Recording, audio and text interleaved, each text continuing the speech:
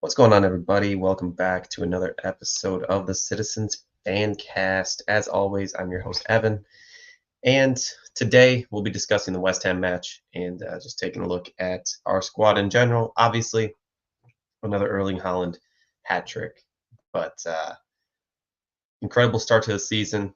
3 matches, 9 points, 3 wins out of 3. Can't complain there. Obviously, allowing 2 goals, but not a big deal, all things considered. So,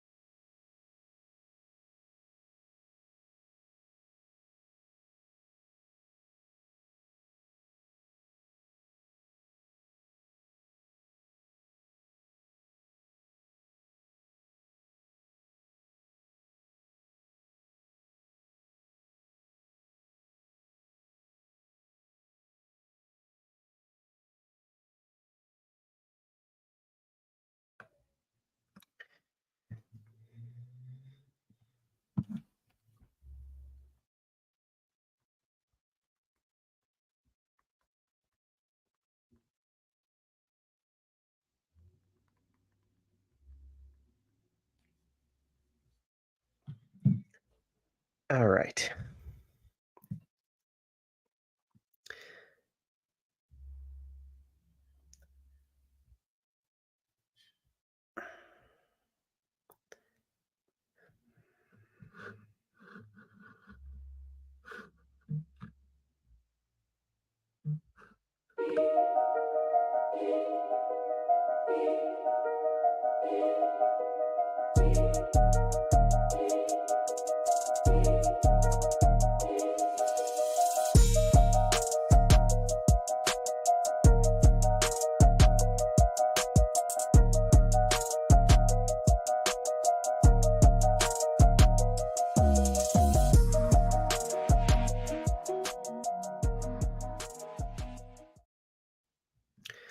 Welcome back to the Citizens Fancast.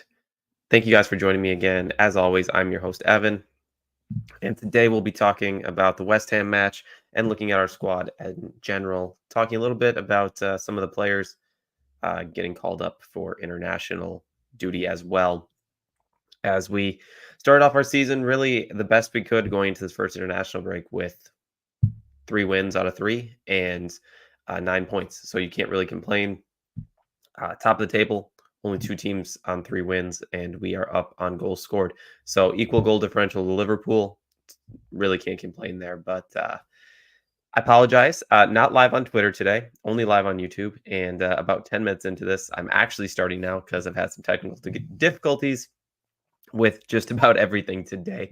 So if you're listening on Spotify the next day, shouldn't affect you at all. If you're watching it on YouTube, I apologize that you had to go 10 minutes in to find anything with this. But with that being said, let's just jump right in. So the lineup for the match: Ederson in goal, Rico Lewis, Akanji in his 100th City appearance. So great for him to be able to already be at 100. I mean, underrated signing from the start, kind of came out of nowhere, and he's just been rock solid ever since he showed up. So awesome for him to hit 100 already, and I'm looking forward to the next 100 in all honesty. So Diaz, Guardiola, Kovacic, Bernardo Silva, De Bruyne, Grealish, Haaland, and Doku. So Savio not in the lineup. Didn't sound like he wasn't at his normal match fitness for that one. And Foden still not feeling well, so he was also not in the lineup. Rodri was on the bench, did not feature. Not that we really needed him. So, we've started so well, and it's really only up from here, in all honesty, because, Foden got 45 minutes at the beginning of the year. I don't, I don't really think he was himself. I don't think he was ready to go fully when he got those minutes. So you might as well say we haven't gotten Foden yet. We haven't gotten Rodri, and our 2 best players last year. So for us to not have either of those and to win pretty convincingly across all 3 matches is just incredible. But uh, going into the goals, Haaland got his first in the 11th on an assist from Bernardo Silva, his second in the 30th with an assist from Rico Lewis, and then his third in the 83rd with an assist from Matthias Nunez. So another hat trick for Haaland, back-to-back hat tricks, puts him at 8 now in all in his 68 or 69 Premier League matches, which is just absolutely incredible. And 68% possession for City. So pretty dominant on the possession side, and the performance kind of matched that as well.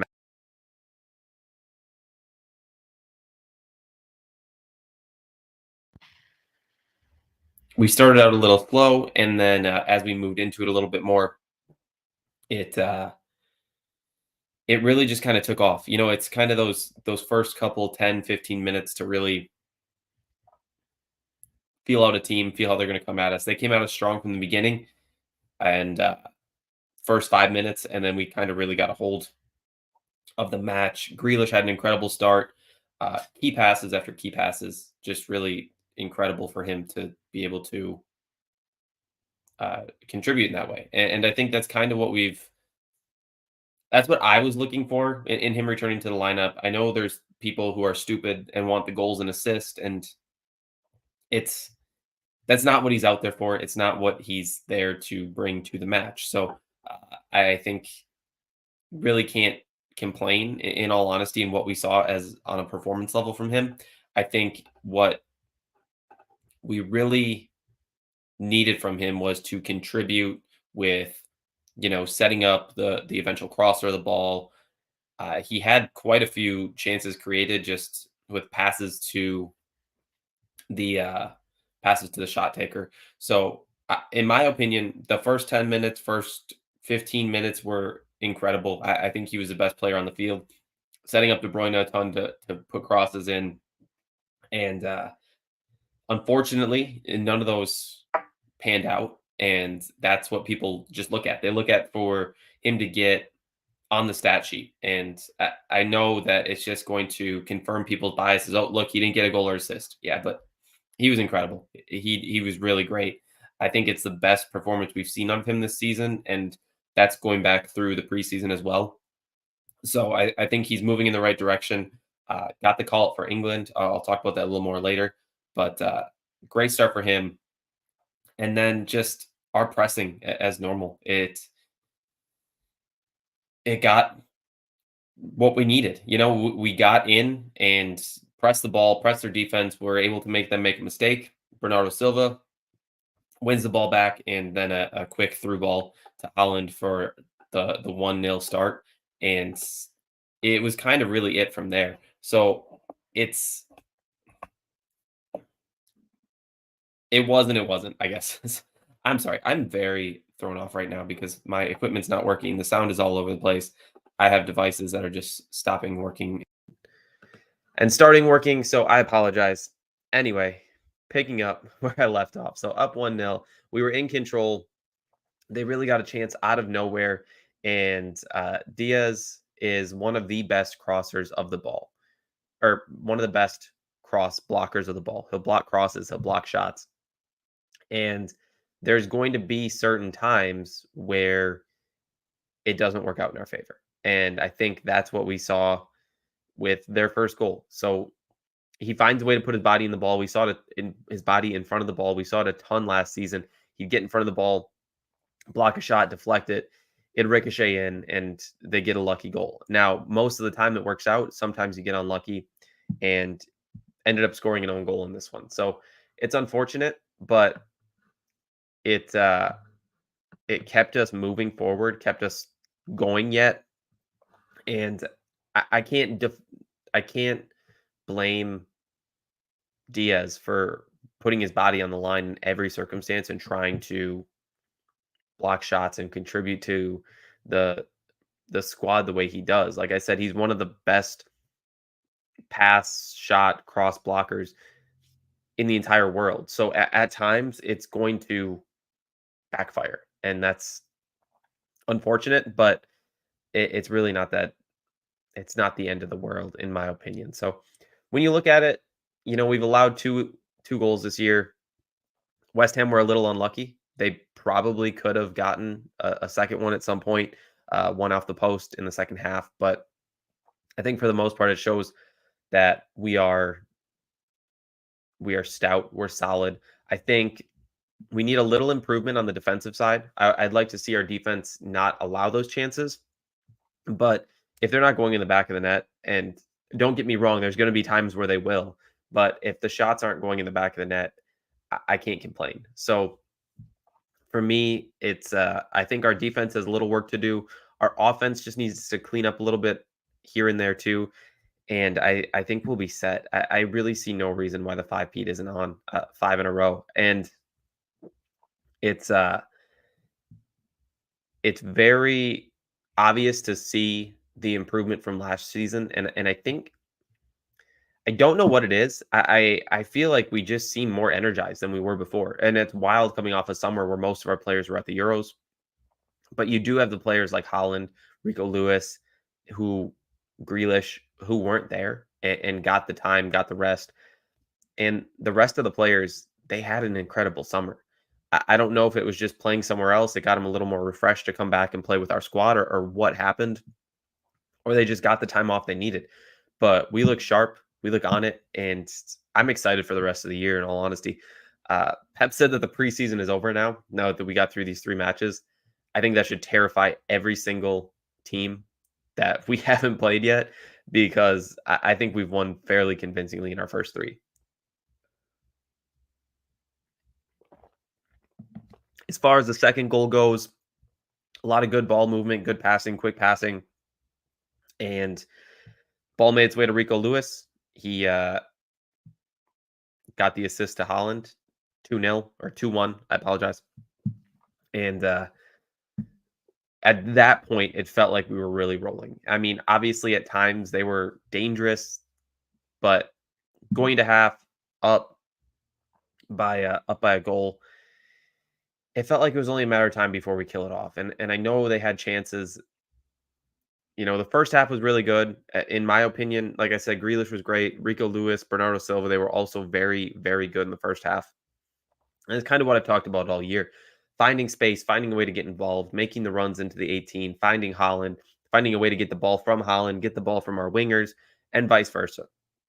Finding those pockets of space in between the winger and Haaland, and in between De Bruyne and Haaland, and Rico Lewis making those runs, those kind of inverted runs in between, in this case, Doku and Haaland, finding the space, at the top of the 18 as well. It's just that's what I like to see. It's what you love to see as a fan, that they can really find a way to stay involved and just find a way to make an impact in the match. And I think for me, the big thing is, you know, and this is kind of what I've talked about all year, is that we have such talented players. And it goes back to the Grealish argument last season. We have such talented players and such good players in our squad. So you have Bernardo Silva, for example, who didn't have the best match last weekend, but he came out this week and he was strong, played well. Pep didn't drop him out of the squad. Why would he? And you have him come back into this match and really shine. And I would say Doku probably didn't have his best match, but he'll bounce back. He'll have a good match. And that's why I don't like the people. And I don't say that and why I say that they're not real fans. I saw people attacking Bernardo Silva last week. Well, he shouldn't be in our team anymore. Get him out of here. You're a fucking moron if that's honestly what you think, because every player has a role in this squad, and every player is going to contribute to this squad in some way or fashion. Look at Matthias Nunez. There was rumors that he was going to leave out on loan. Pep wanted him in the squad. He comes out, has an incredible through ball to Haaland for the third goal, and he deserves all the credit for that goal. Now, he came in for Grealish and got an assist where Grealish didn't. Does that diminish what Grealish did? No. And that's the point. You need to stop comparing players to each other in our squad. Everybody is there for a reason. Everybody has a role for a reason. And that's what is so great about our squad. Anybody that Pep has handpicked into the squad is there for a reason, and they will have a moment at some point this year where they contribute and help us win a match. Look at Oscar Bob last year. Look at all the games I went through last week with Grealish and everything that he did to win us matches. And like I said, I could do that and go through every single player in ways that they've contributed or helped us win a match. And that's what makes this squad so special, is that we're not selfish. We're not a bunch of individuals. We're a team. We're a team of players that, everyone's going to have their off days, but everyone's also going to have their days where they're on. And by having so much talent and so many great, incredible players, it makes it easier when you have those off days for somebody else to step up. Like I said, Doku had a good match last time. Bernardo Silva didn't. Vice versa this time.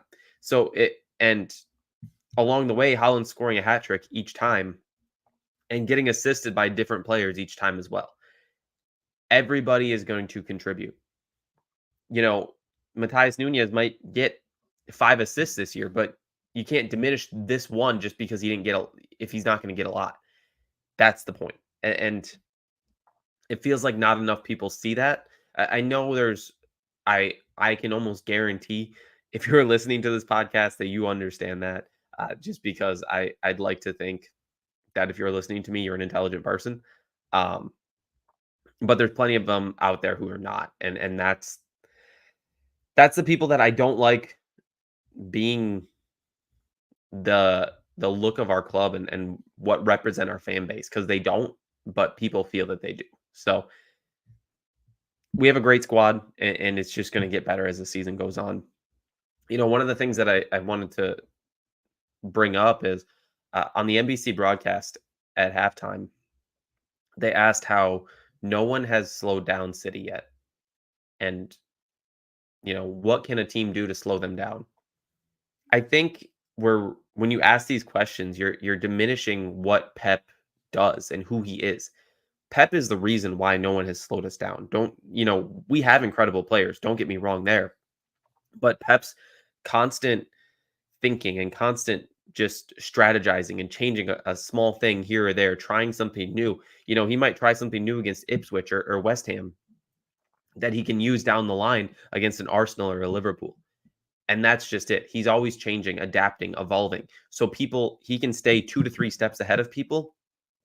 So when they come out and expect us to play a certain way, we're going to do something completely different and find a different way to break them down and beat them. And I think that's what people don't look at as to why he's such a great manager. We're not just going out there and winning the same way every single year. He's trying different formations. If he's not trying different formations, he's trying players in different positions. So, it might be the same formation, quote unquote, but their role is different or where they take up space is slightly different. So, you know, to the normal eye, we might be putting out a 4-3-3 lineup, but is it a 4-3-3? Is it a 3-4-1-2? Is it a you know what I mean? And that was just an example. I don't think we're doing a 3-4-1-2. But it's just adapting and learning and taking notes of what the opponent does and what we can do. And it's just people don't credit him for how intelligent he is and how great of a manager he actually is, because it's those little tweaks and those little things that he's doing here and there that really just make us unstoppable. So I think he deserves a lot more credit than he gets on a daily basis. He is the greatest manager of all time. And it's the things that he does and the adapting and stuff like this that makes him that. You don't see a ton of managers changing the way they play. So, you look at, and this is why teams will fall in love with a manager and then fall out of love with the manager, because things don't always work. The game is always changing and adapting. If you look when Pep showed up as opposed to now, look at how much the game has changed and how much it's played. Look at how much City has changed in the way they play. In a way, they are the model that everyone is trying to match. They are oh, this is what City's doing. Let's see how we can do that as well.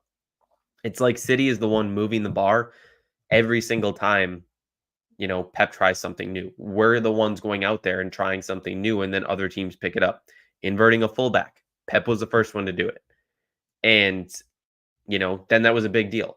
And it's all about, what's the next big thing? We want to treble with 4 center backs. One inverted. And or stepping into the midfield, I would say, not even inverted. So it's crazy to see what he does and the new things that he tries, and just how smart you have to be to know what's going to work and what isn't in each and every match. But generally speaking, that's kind of just what we do. Back into the match a little bit. Like I said, a little slow at the start of the second half. Felt like we could have done slightly better, in all honesty. But I think it was good. The subs came in. Gundogan for Doku, Nunez in for Grealish. And at that point, we had so many different midfielders in: De Bruyne, Bernardo Silva, Matthias Nunez, Gundogan, Rico Lewis, Kovacic. 6 midfielders in a way, and they're just almost positionless, taking up space where there's open space, knowing where they need to be in that certain time. Bernardo was out wide at times. Kovacic was out wide at times. Rico Lewis goes out wide. Gundogan goes out wide. Nunez goes out wide. Everybody's moving. Everybody's adapting. It's almost positionless football in a way, where if there's space, everyone keeps moving. Everybody knows where to be, knows what role they need to take up, knows what position they need to take up to be able to be productive and be able to make an impact with our squad. So I think it was great. I love seeing Nunez come in and get an assist that essentially killed off the match and won it. I mean, it was kind of funny because he made that pass in behind, and I audibly out loud said hat trick, because Haaland wasn't going to miss that. The game was over at that point. As soon as that pass was made in behind, the match was over. So that was it's good to see, cool to see. Just a funny moment for myself to just kind of look back and just how confident I am that Haaland's just going to put that away. And his finishing ability. I mean, two hat tricks in a row, 7 goals already when people are bagging on his downfall, and his most goals ever through 3 matches. And I think he's only going to continue to improve this season. I said it at the beginning of last year already. He I expected him to fall off a little bit last year, quote unquote fall off, and then this season I think was going to be better than the first. And he's just going to continue to raise and move that bar for himself, which is just incredible to see. So good for him. In my opinion, it was our best performance of the year. Walker got on at the end, as did Ake for De Bruyne and Guardiola. Ederson made a great save at the end of the match as well. Nothing he could really do on the Diaz own goal, so I don't really blame him for that one. But as far as just overall in general, I think it was our best performance of the year. I think, like I said, we're only going to improve from here. Obviously, this international break is a little unfortunate. I do think it could potentially disrupt us a little bit and just kind of throw things off slightly.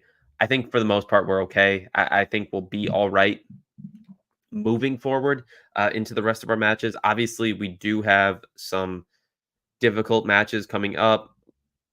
The revamped Champions League will be coming up, and we'll have those matches, and we'll start to get into our other cup matches, and just into more matches as well. So uh, Brentford when we come back, then we got right now, as of now, we play games on back-to-back days against Watford and Inter. So I don't see how that would work out. I feel like one of those has got to be moved, but I guess we'll see what happens. Um, but then we go right into Arsenal and Newcastle from there. So it's the schedule is going to pick up. It's going to heat up quick, and it's going to really just start moving fast. And I think, once we get really rolling again, and then we'll have another international break, which is unfortunate. But by then, we'll be well into the season and just be fired up and ready to go. So it's going to be a fun season. It's really going to be a fun season. But I said about the England call up. So Rico Lewis getting called up again, more than deserved. Kyle Walker did not. Doesn't make sense to call him up. The first minutes he just got were on Saturday. It makes sense why. I know people are looking into it and trying to throw Walker under the bus. I understand why people don't like him. He is our club captain though, so that's just where I'm at. Grealish got called up as well. I think that's a great call up to get him back in the squad. He is able to contribute to this England squad, and I think the new management understands that. So I'm excited to see how that goes. Stone's called up, Foden called up as well, but from what I've heard, I think Foden's going to drop out of just with that illness, and I would love for him to do that. No reason to risk anything with England when he really hasn't even got going with us. So whatever his illness is, I hope he gets better soon because we could really use him and use his ability out on the field. But City just announced their players of the month for August as well. Rico Lewis, Haaland, and Kovacic. I know Haaland's been incredible. It kind of, for me, is like we know how Haaland's going to be, and it's not really shocking what he is doing, which is crazy to say when he scored 7 goals in 3 matches. But I think it's got to go to Rico Lewis. The jump he's made at the age he's at, he's incredible. And I'm excited to see what he's going to do for the rest of the season, in all honesty, because he's been incredible so far. One of our best players, which is wild to say. And I felt like coming into the year, this needed to be a statement year for Rico Lewis. I think, he burst onto the scene so quick, and then last year didn't really get going as much. And then I think this year he started off by saying, I am the future. I am what you guys need. And he's been incredible. So excited to see what he can do for us in the rest of the season, in all honesty. But it's a good time to be a City supporter. But as far as injuries, I know Foden's out. Like I said, Rodri was finally on the bench. I don't expect him to play with Spain. I know he's got that match ban. I don't know if he'll play any minutes there. I would hope that he doesn't, in all honesty, but we'll see what ends up happening. And then as far as transfer news, the window closed. People wanted signings. I wanted nobody. Obviously, I'd love a Musiala or a Kimmich or whatever, but were those ever going to happen? Not likely. And we finally got through the Cancelo saga. Uh, that's a hard one for me. Honestly, that was one of my first episodes. I did a special episode because I was so upset that he left. He was one of my favorite players in the squad, and I have two kits of him, and I don't wear them anymore. But he was a great player. It's just his attitude caught up to him, and it was a point where it couldn't be recovered. And I think we're a closer, tighter bond since. We won a treble as soon as he left, and we won 4 in a row without him here. So, incredible player. He's got to work on his attitude, and I wish him all the best in Saudi. I don't like speaking bad of any of our players, and that's it. So, um, it's a bummer it didn't work out. We could have achieved really great things with Cancelo here, and but at the end of the day, we'll move on. We'll move forward, and that's that's what it'll be. So I'm not a ton more to say on it besides that. Obviously, we know everything with him. I still feel a little bummed in a way that he's gone, just because he was one of my favorite players. But times change, and people change or don't change. True colors are going to show through at some point. But overall, looking at our squad, I think this is the best squad we've had in years. Looking at our team, top to bottom, we feel strong. It feels like we got a good balance between youth and experience. Bob, McAtee, O'Reilly, Lewis, ready to come in, ready to contribute, ready to burst onto the scene, do what they, show that they belong in the squad, show that they belong to be here, show that Pep picked them for a reason. So I'd expect as the season goes on, there will be more opportunities for them, but we're in a good position. I mean, we've got an incredible goal scorer. If we get more injuries, it's going to get tough. Obviously, like I said, no Bob for a while. We haven't really had Foden, haven't had Rodri. Savio's been in and out of the squad. Grealish has been in and out of the squad. We've had pieces missing already. Gundogan reintroduced, players slowly making their way back in, and we still look like the best team in the world. So you start bringing more of these pieces back in. You start really figuring out where everyone is, how everyone can contribute, and I don't really think anyone can complain. If you look at our team in general, and people like to argue over who should be our captain, whether it should be Walker or Rodri, De Bruyne, Diaz, Gundogan, whether he should get it back. 5 incredible players, 5 incredible leaders. And I think that's kind of what you got to look at. We're having these arguments because we have so many top tier and quality people who can lead this squad into doing incredible and great things. So I think I look at it as more of a credit to how great our squad is, and more of, just how great of a team we have than, oh, this person's a better leader than that one. Leaders are going to lead. The leaders of the pack are going to make their way to the front, be loud, have an impact on this squad, whether or not they have a band on their arm or not. And I think that's what a lot of people need to understand. And at the end of the day, the players vote on who the captain should be. And I trust them. If Pep trusts them, I'm going to trust them as well, because what reason do we have not to, in all honesty? So I'm excited for the rest of the season. It's a bummer that we're already into the international break. So I'm not going to do a match preview for next week, but we're in a good spot. We, like I said, 3 out of 3. Only 2 teams are 3 out of 3. us and Liverpool. Great to see United down in 14th. For those of you who don't know, they are down in 14th. So that's just a little hilarious. So sitting down there on 3 points, a -3 goal differential. So you kind of love to see that. But beyond that, you got us and Liverpool on 9, Brighton, Arsenal, and Newcastle sitting on 7. And yeah, Arsenal shot themselves in the foot.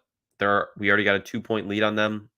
Liverpool looked pretty good. Still haven't allowed a single goal. They are the only team not to allow a goal this year.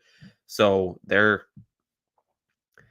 going to be stronger than I thought, I think. So we might have another battle with them. We might have another 3-way battle between us and Liverpool and Arsenal. So um, it'll be exciting to see what happens for the rest of the year. But obviously, being off to a 3 out of 3 and 9-point start, you really can't complain at all about that. So, like I said, I think we win this league again.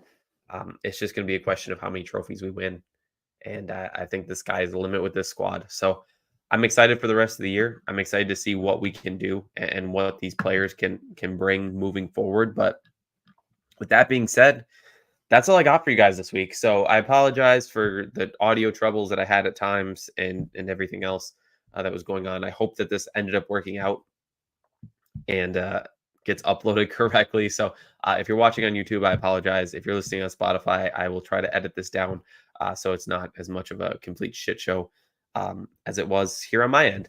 But thank you guys for listening. Thank you guys for watching. I appreciate all the support, truly from the bottom of my heart. So, you know, just talking to myself here if I don't have anybody listening or watching. So thank you guys for that.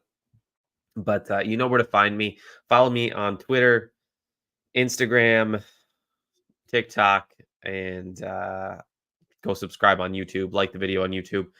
All the support that I would like there, and subscribe on Apple, Amazon, Google, Spotify, wherever you listen. Like, follow the page, give us a rating, and let me know that you like it or that you don't like it. So any feedback is important, just so I can keep improving at doing this, because this is something I enjoy doing. So thank you guys for listening. Enjoy the week off from the Premier League. Watch some international matches if you so please. I may not. We'll see what happens. But thank you guys for listening, and enjoy the rest of your week.